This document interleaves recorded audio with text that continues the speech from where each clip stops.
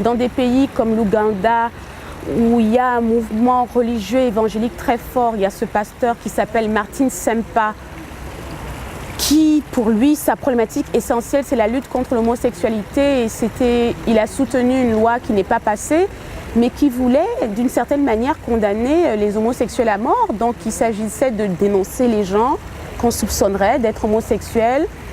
Il y avait un amalgame également entre la relation sexuelle entre une personne majeure et mineure, donc ce délire sur le rapport entre pédophilie et homosexualité. En fait, il y avait tout un agenda politico-religieux qui, pour moi, il y a 30-40 ans, ne se posait pas dans ces espaces-là.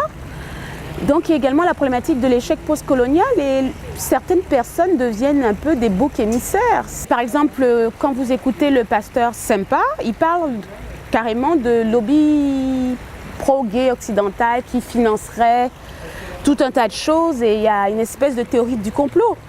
Ce qui est clair, c'est qu'il y a beaucoup d'associations locales qui sont soutenues d'un point de vue économique par des associations basées aux États-Unis ou en Europe, etc. Mais bon, de là à parler de propagande, de promotion, je n'en sais rien. Ça, comme d'habitude, ça dépend où on se situe. Mais tout cela pour dire qu'il y a plusieurs discours qui entrent en compétition pour des raisons X, Y, Z.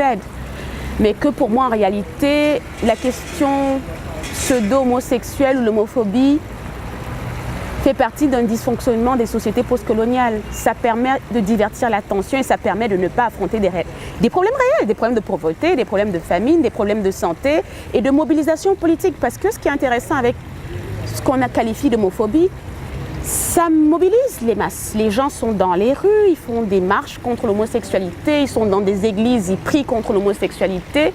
Pour moi, la question que je me pose, c'est pourquoi cette énergie ne se transfère pas d'un point de vue politique concret. En Afrique du Nord, on peut penser ce qu'on veut du printemps arabe. Mais bon, pourquoi on a l'impression qu'on a des printemps autour de l'homosexualité quand même? Oh pardon, excuse-moi. C'est assez problématique.